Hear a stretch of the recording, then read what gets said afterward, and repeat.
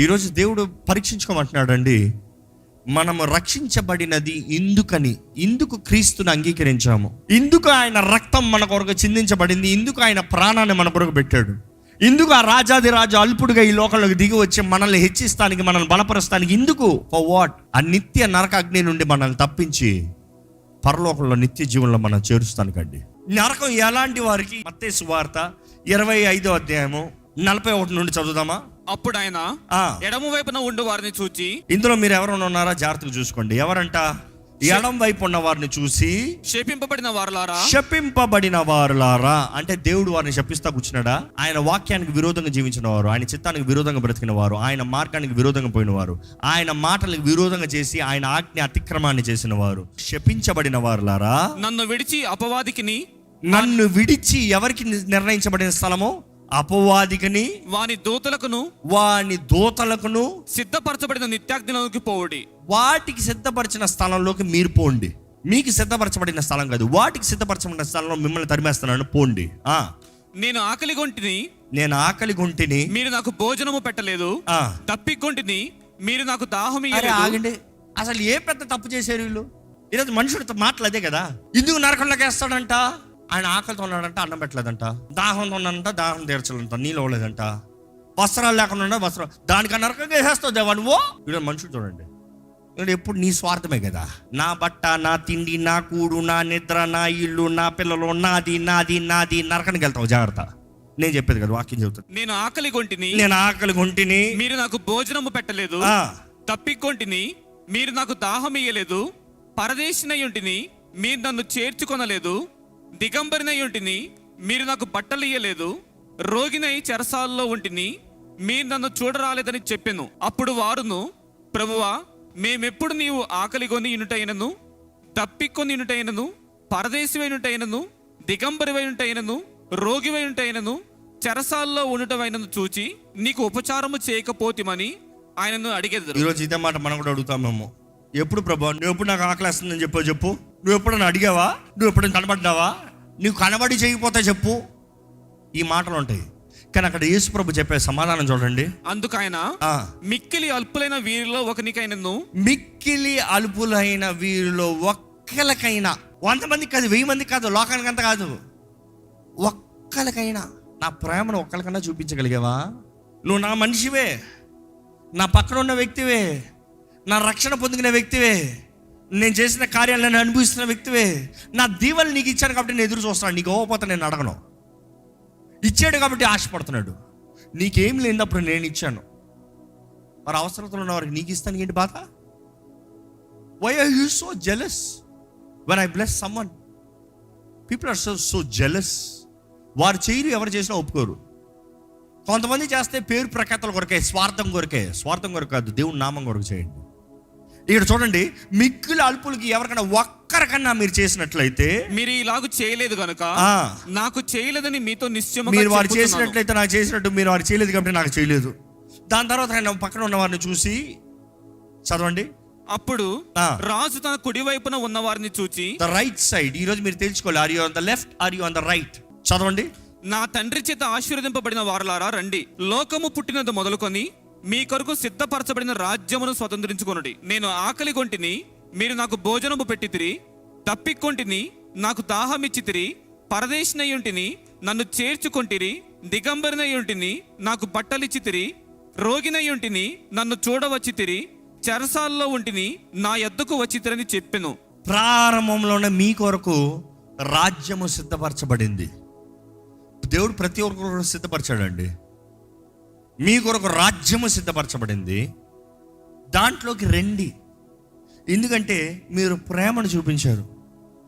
ఈరోజు చాలామంది దేవుని వాక్యానికి ఇవి కాంట్రాస్ట్ చేద్దామని చూస్తారండి. They trying to change as for the trends and the season. ఆ ఆజ్ఞలు ఎందుకులే, 10 ఆజ్ఞలంతా ఎందుకండి చెప్పండి, నిజంగా చెప్పండి. ఎందుకు? దేవునికి ఏదైనా వస్తుందా మీరు 10 ఆజ్ఞలను పాటిస్తే? మీ కొరకే 10 ఆజ్ఞలు చదవండి కావాలంటే.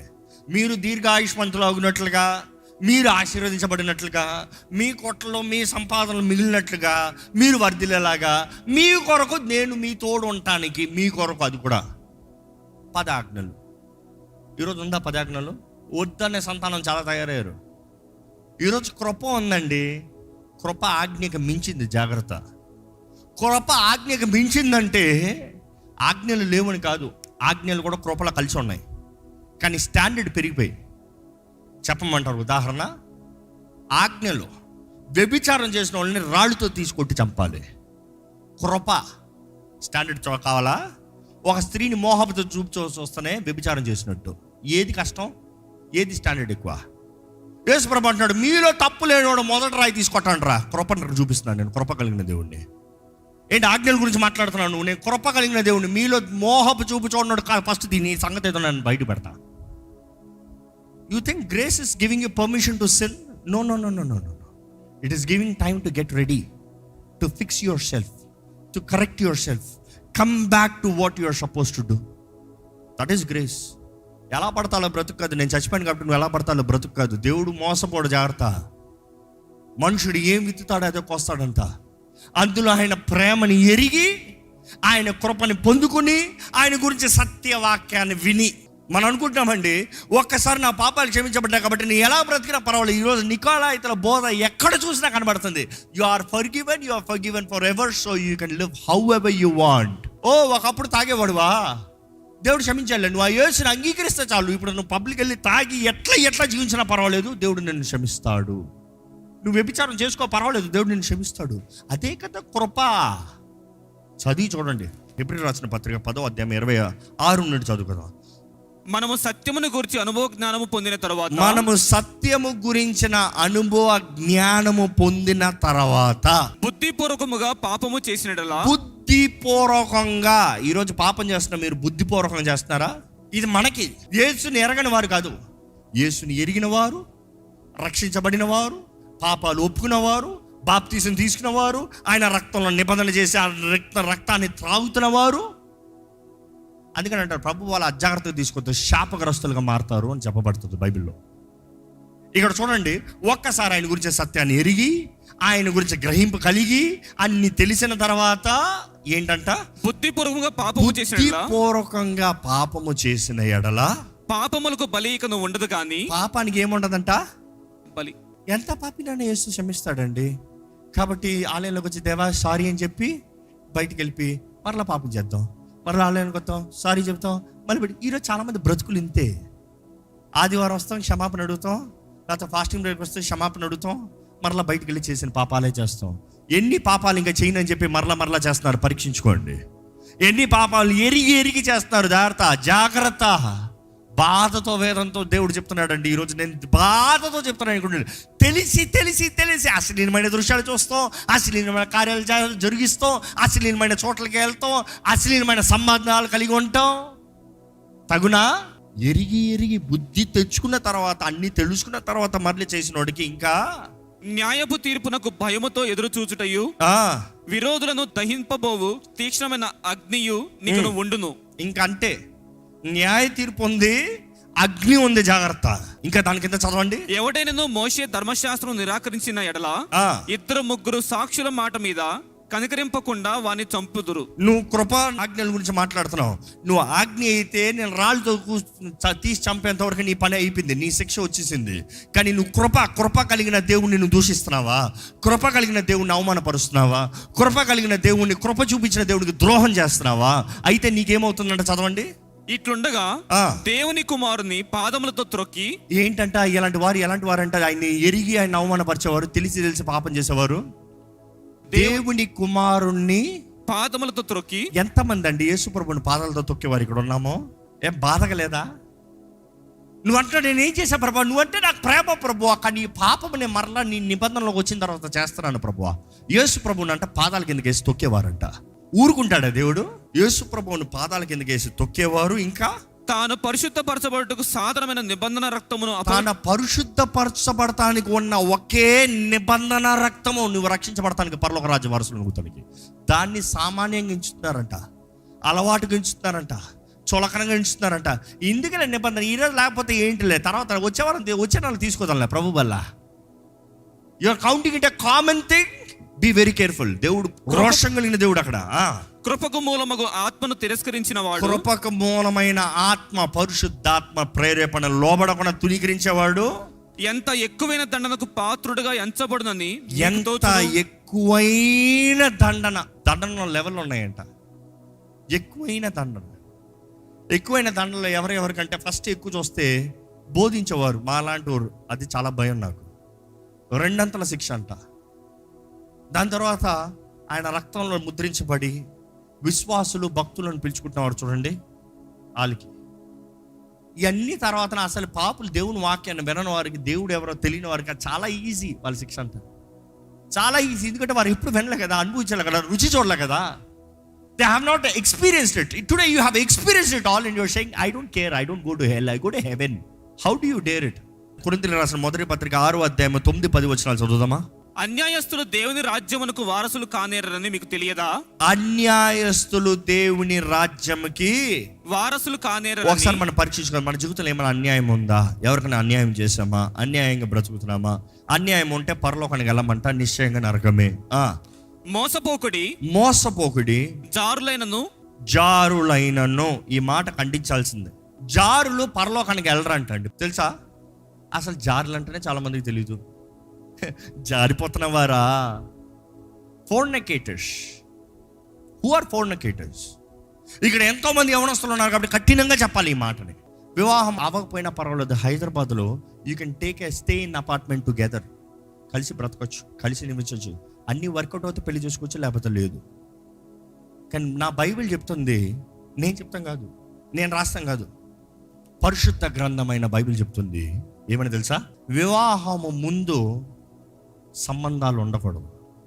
అలాగ సంబంధం ఉంటే నువ్వు పెళ్లి చేసుకుంటావేమో, నీకు పెళ్ళి అవుతుందేమో, ఇంకొక సంవత్సరంలో నీకు పెళ్ళి అనుకుని ముందే తిరుగుతున్నావేమో, జాగ్రత్త. It is fornication. Bible clearly says it does not change anywhere. Right from the beginning till the end, till revolution, it clearly says it is a sin. Sin is a sin. పరిశుద్ధంగా జీవించాలని దేవుడు నాకు తెలియజేస్తుంది. 2వ రకం ఎలాంటి వారంట? ఈరోజు విగ్రహారాధన, నా ఇంట్లో విగ్రహాలు లేవన్నీ, విగ్రహాలు ముక్తలేదు అంటున్నారేమో. జాగ్రత్తగా, దేవుని స్థానంలో వేరే ఎవరిని పెట్టినా అది విగ్రహారాధన అంట. There is no change about it. దేవుని స్థానంలో నీ ఉద్యోగమా, నీ ఇల్లా, నీ కుటుంబమా, నీ పిల్లల, నీ భార్య, నీ భర్త, వాట్ ఇట్ ఇస్. ఈరోజు చాలా మందికి మొబైల్ ఫోనే దేవుడు. పొద్దుట్లో ఇస్తే మొబైల్ ఫోన్ దర్శనం కలగాలి, మొబైల్ ఫోన్ మొక్కుంటారు. ఆ మొబైల్ ఫోన్తోనే సమయం అంతా. ఎవరు లేకపోయినా పర్వాలేదు, మొబైల్ ఫోన్ ఒక్కటంతే చాలు, బ్రతికిపోవచ్చు. అది లేకుండా బ్రతకుండా చూద్దాం. ఇంకా దేవుని అక్కడ చూస్తే నెక్స్ట్ ఎలాంటి వారంట? వ్యభిచారులకి వాళ్ళకి తేడా ఏంటి? ఫస్ట్ ఫోర్నికేటర్స్కి అడల్టర్స్. వ్యభిచారులు అంటే వివాహమైన తర్వాత. ఈ మాట కూడా ఖండించాలి బలిపీఠం నుండి, స్టేజ్ మీద ఖండించాల్సిన మాట ఇది. ఈరోజు చాలామంది మొదటి పెళ్ళి, 2వ పెళ్ళి, 3వ పెళ్ళి, 4వ పెళ్ళి, 5వ పెళ్ళి, అది వ్యభిచారము అని నిర్ణయించబడింది. తేడా ఉందా? భార్య బ్రతికి ఉన్నదప్పుడే, బ్రతికి ఉన్న భర్త ఉన్నదప్పుడే విడాకులు ఇచ్చి, విడాకులు అవ్వచ్చా? ఎంతవరకు అనుమతి, దేని బట్టి అనుమతి, అది కూడా చెప్తాను ఒక మాటలో.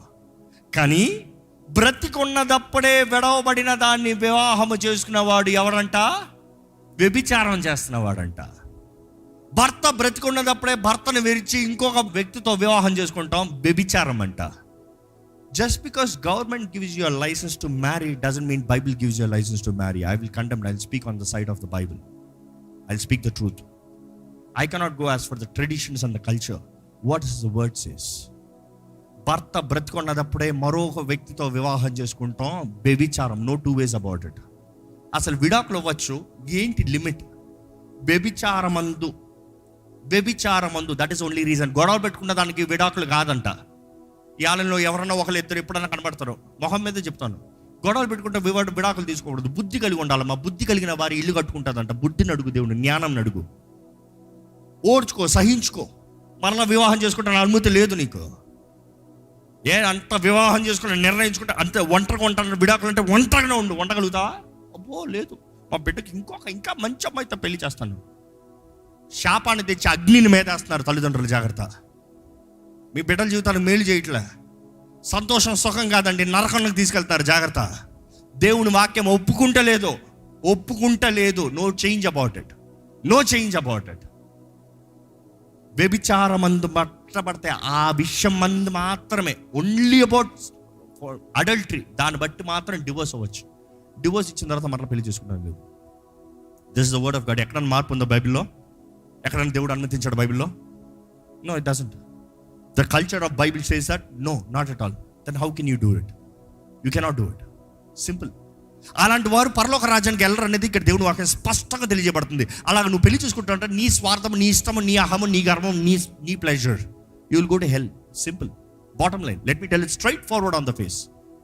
ఇంకా అక్కడ చూస్తే homosexual, wow, because today governments have approved it, the world's have approved it. It is okay, it is fine, but Bible does not approve it. Bible calls it sin. Sin is a sin no matter 1,000 or million people say it is right, it is still a sin. It does not change. దేవుని వాక్యం అంటుంది ఇది కుదరదు, ఇది తప్పు, ఇది పాపము. ఇంకా అక్కడ చదివితే దొంగలైనను, లోబులైనను, త్రాగుబోతులైనను, దూషకులు. కొంతమంది చూడండి దోషాలు మోపుతూనే ఉంటారు, దూషిస్తూనే ఉంటారు. మీ నోరు దూషించకూడదు, జాగ్రత్త. మీ నోరు ఆశీర్వదించాలి. ఎందుకంటే నిన్ను వల్లే నీ పొరుగు వాడిని ప్రేమించు. నీకు దోషాలు కావాలా, నీకు శాపాలు కావాలా? నెక్స్ట్ ఎవరంటే చదవండి, దోచుకునేవారు. ఎప్పుడు చూసినా ఇంకోటి ఏది దోచుకోదు. మా సంపాదన వద్దు వీళ్ళకి, వీళ్ళు కష్టపడరు, ఎప్పుడు ఇంకోటి దోచుకోవాలి. నెక్స్ట్ ఇటువంటి వారు దేవుని రాజ్యానికి వారసులు. మీరు చెప్పండి, కానేరరు. పరలోకానికి వెళ్తారా, నరకానికి వెళ్తారా? న్యాయవంతుడైన దేవుడు మీ కొరకు తన ప్రాణాన్ని పెట్టాడు, మీ కొరకు తన రక్తాన్ని కార్చాడు, మీ కొరకు తన కృపను అధికంగా ఇచ్చాడు, మీ జీవితంలో చేయవలసిన అన్ని చేసి చూపించాడు. మిమ్మల్ని ఎట్లయితే రక్షించుకోవాలో అన్ని చేసి చూశాడు. ఏదైనా మిలియన్స్ అందా, ఏదైనా చేయాలి దేవుడు మిమ్మల్ని రక్షిస్తానికి? Is done it all. మీ కొరకు అంతా చేసిన తర్వాత మీరు ఆయన్ని మీ కాలు కిందకి వేసి తొక్కారు. ఆయన నిబంధన రక్తాన్ని మామూలుగా నిర్ణయించారు, ఆయన ఆత్మను తిరస్కరించారు. ఆ తీర్పు రోజున ఎలాగుంటుంది? నేను అనుకుంటాను దేవుడు అక్కడేమీ సంతోషంగా ఏ ఒక్కరిని పడేయడండి. ఎందుకంటే ఏ ఒక్కరు నశించితే దేవునికి ఇష్టం లేదంట, బాధగానే ఉంటుంది. చేయాల్సినవన్నీ చేశాను, యువర్ చాయిస్, కానీ వెళ్ళు. కానీ అపవాది మాత్రం వాడి నిశ్చయం తెలుసు, వాడి నాశనం ఏంటో వాడికి తెలుసు, ముందుగానే రాయబడి ఉంది. ఇది ఏం మారదు, పొల్ల చొల్ల మొక్క కూడా మారదు, చొక్క కూడా మారదు. Everything exactly the same. Screen play జరుగుతుంది, చూసుకుంటే తర్వాత కావాలంటే. అప్పుడు ఎలా ఉంటుందంటే వాడికి నా సంగతి ఏంటో నాకు తెలుసు, నీవే కదా అంత పోరాడావు కదా, నేను దేవుని పెట్టినన్నావు కదా, నేను విశ్వాసరాలను అన్నావు కదా, నేను భక్తి పరురాలను అన్నావు కదా, దాదా నేను అప్పుడే చెప్పాను నువ్వు నా దగ్గరకు వస్తామని. ఎలాగుంటుంది మీ స్థితి? అలాంటి వారు అగ్ని గుండంలో వేయబడతా ఉంటే నిరంతరము అగ్ని ఆరదు, పురుగు చావదు, పళ్ళు కొరుకుతాం, ఏడుపు నిరంతరము, రాత్రి పగలు. అది అలాంటి స్థలములో వేధించబడుతూ ఉంటారంట. అది రెండవ మరణము. నిరంతరము పరలోక రాజ్యంలో బ్రతుకుతామా, నిరంతరము నరకంలో బ్రతుకుతామా నిర్ణయించుకోవాలి. ఇక్కడైతే అగ్ని ఆరదు, పురుగు చావదు, ఏడుపు, పళ్ళు కొరుకుతాం, బాధ, వేదన. అక్కడైతే క్రీస్తుతో పాటు ఆనందము, సుఖము. ఎక్కడుంటారు? ఈ రోజు ఈ నిమిషం అయితే దేవుడు ఈ మాట తెలియజేసేది ఎందుకు తెలుసా? You still have a chance. నీకు ఇంకా అవకాశం ఉంది. ఈ రోజు, ఇప్పుడు, రేపు సంగతి నాకు తెలియదు. I don't know what is happening. Rest, you go out of this place. ఇప్పుడైతే అవకాశం ఉంది, ఇప్పుడు అవకాశం ఉంది. ఏంటి తెలుసా? You can change your destiny, you can reroute. ఇక్కడ చూసారా, రెండు తలుపులు, ఇట్టా అట్టా. You can change anything. The choice is yours, but you need to decide. Don't take, God cannot decide, it's your choice to decide. జీవం మరణం నీ ముందే ఉంది, ఏది కావాలో కోరుకోవాల్సింది నీవు. యేసు రాక అతి సమీపంగా ఉంది, అతి సమీపంగా ఉంది. ఈ మాట మాత్రం గుండెల్లో దేవుడు ఎంతో భారంగా పెట్టాడు. యేసు రాక అతి సమీపంగా ఉంది. ఎవరు నశించాలని దేవుడు ఆశ లేదు. ఈ రోజు ఈ వాక్యం వెంటనే ఈ ఆలయంలో ఉన్నవారు, ఈ లైవ్లో వీక్షిస్తున్నవారు, దేవుడు మిమ్మల్ని కోరుకున్నాడు కాబట్టి మిమ్మల్ని వినిపింపజేస్తున్నాడు. మీరు ఏదో ఒక ఆదరింపు మాట, బలపరచే మాట, దీవుని మాటకు వచ్చారేమో, కానీ God is saying this is above all, అన్నిటిని మించింది. ఎందుకంటే ఆయన నీతి, ఆయన రాజ్యాన్ని మొదట వెతికినప్పుడు సమస్తం అనుగ్రహించబడతాయి. You don't have to work for this, work for that, rest all will follow. Seek first the kingdom of God. దయచేసి ఈ సమయంలో తలలు ఉంచి, నిజంగా దేవుడు మీతో మాట్లాడుతున్నాడు, మీ జీవితాన్ని దేవుని చేతుల్లో సమర్పించుకోవాలంటే ఒక్కసారి యేసు నామాన్ని పిలవండి, ఆయన చేతుల్లో సమర్పించుకోండి. యేసు నామంలో రక్షణ ఉంది. ఈరోజు ప్రేమ కలిగిన దేవుడు, మీరు నశించిపోకూడదండి. మిమ్మల్ని చూస్తున్నాడు, ఆయన మిమ్మల్ని చూస్తున్నాడు. He has done everything for you. ఆయన ప్రేమను ఎంతగానో కనబరిచాడు. ఈరోజు ఒప్పుకుంటా కూడా ఇప్పుడు కాదులే అని ఇక్కడ నుండి పోకండి. Maybe you will never have an opportunity. I'm not trying to curse you, but I'm telling you, you never know anything. The times and seasons are not in your hands. మన చేతిలో లేదండి కాలము, సమయము. నెక్స్ట్ మూమెంట్ ఏమవుతుందో మనకు తెలియదండి. కానీ కృప కనికరమ కలిగిన దేవుడు ఈరోజు కృప కలిగిన హస్తాన్ని ఆయన చేతులు చాచించి పిలుస్తున్నాడు. రా, నిత్య జీవాన్ని ఇస్తాను. రా, మీరు వేరుపరచబడిన వారు, మీరు ఏర్పరచబడిన వారు, మీరు రాజులని యాచక సమూహం, ఆశ్చర్యకరమైన వెలుగులో పిలవబడిన వారు, నడిపించబడేవారు. మీరు పాపము మీలో ఉండడానికి వీల్లేదు. నిజమైన స్వతంత్రత మీలో ఉండాలి. నిజమైన స్వతంత్రత కలిగిన వారు దేనికి భయపడరండి. Nothing you will fear for. మన జీవితాన్ని ఆయన చేతుల్లో సమర్పించుకుందామా? ఇక్కడ ఉన్నవారు ఎవరైనా సరే నిజముగా దేవా నా జీవితాన్ని నీ చేతుల్లోకి సమర్పించుకుంటున్నాను అనే వారు ఉంటే మీరున్న స్థలంలో మీరు చెయ్యి ఎత్తండి. దేవా నా చెయ్యి పట్టుకో ప్రభు, నా చెయ్యి పట్టుకోయ్యా, నా చెయ్యి పట్టుకో ప్రభు. నిజముగా నరకం నుండి తప్పించుకోవాలని ఆశపడిన ప్రతి ఒక్కరు సమర్పించుకోండి. Maybe you have surrendered years back you have surrendered. కానీ ఇన్న ప్రతి పాపం మీలో ఆల్రెడీ మొలిసిందేమో. మేబీ క్రీస్తు రక్తం మరొకసారి మిమ్మల్ని కడగాలి, మరొకసారి మిమ్మల్ని దంచాలి, మరొకసారి అగ్ని కాల్చాలి, మరొకసారి దహించి చెత్తని పొట్టుని తీసివేయాలి. అడగండి, దేవా నన్ను కాల్చు, నన్ను కాల్చు, నన్ను కాల్చు. పరిశుద్ధాత్మ దేవా నన్ను కాల్చు, నన్ను కాల్చు, నన్ను కాల్చు, నన్ను కాల్చు, నన్ను కాల్చు అని అడగండి దేవుణ్ణి. కాలబడతానికి సిద్ధపడండి. ఇప్పుడు పరిశుద్ధాత్ముడు కాల్చాలని ఆశపడుతున్నాడు. నౌ ఇప్పుడు ఒప్పుకుంటే నమ్మదగిన దేవుడు అంట. ప్రతి పాపాన్ని తుడిచివేస్తాడంట. ఇక్కడ నుండి మీరు గిల్ట్తో బయటికి వెళ్ళకూడదు, భయం దగ్గర నుండి బయటికి వెళ్ళకూడదు. ఒప్పుకోలు కలిగిన వారుగా, క్షమాపణ కలిగిన వారుగా, క్రీస్తు రక్తం ద్వారా కడగబడిన వారికి, ముద్రించబడిన వారికి ఇక్కడ నుండి బయటికి వెళ్ళాలి. ఇదే అనుకూల సమయం, ఇదే రక్షణ దినము. ఆయన చేతులు సమర్పించుకోదమ్మా. ఇదిగో ప్రభా, మమ్మల్ని మేము సమర్పించుకుంటున్నామయ్యా. ఉన్న పాటలో వస్తున్నాం. మాలో ఏ మంచితనం లేదా, ఇక్కడ ఉన్న మాలో ఏ మంచితనం లేదా, ఏ విర్రవిగితనం లేదయ్యా. మనందరం పడిన వారిమే, మనందరిలో లోపాలు ఉన్నాయి, అందరిలో బలహీనతలు ఉన్నాయి. మేమందరం చేయరాని కార్యాలన్నీ చేసామయ్యా. అయ్యా నీ మెషర్ చూస్తే దేవా మమ్మల్ని బట్టి ఎవరం బ్రతకలేమయ్యా. కృపనిస్తూ, మాకు అవకాశాలు ఇస్తూ, తరుణాలు ఇస్తూ, ఈరోజు ఇంకను మమ్మల్ని ప్రేమిస్తున్నావు కాబట్టి మమ్మల్ని పిలుచుకుని దేవా ఈరోజు నీ వాక్యం ద్వారా మాతో మాట్లాడుతున్నావయ్యా. నిత్య అగ్నిలో మేము ఉండకూడదు, అగ్ని గుండంలో మేము పడకూడదు. నిత్య సుఖములో, పరలోక రాజ్యంలో ఘనతతో క్రీస్తుతో పాటు జీవించాలని తండ్రి నువ్వు సమస్తం ఆది నుండే సిద్ధపరిచావయ్యా. జగతికి పునాది వేస్తానికి ముందే గొర్రెపిల్ల రక్తాన్ని చిందించావు ప్రభా. మేము తల్లి గర్భంలో రూపించబడతానికి ముందే మా పట్ల నువ్వు ప్రణాళిక కలిగి ఉన్నావు. నువ్వు మమ్మల్ని ఏర్పరచావు, నువ్వు మమ్మల్ని ప్రత్యేకపరిచావయ్యా. ఇంత గొప్ప పిలుపు కలిగిన మేము నిర్లక్ష్యం చేస్తే ఏమవుతామయ్యా?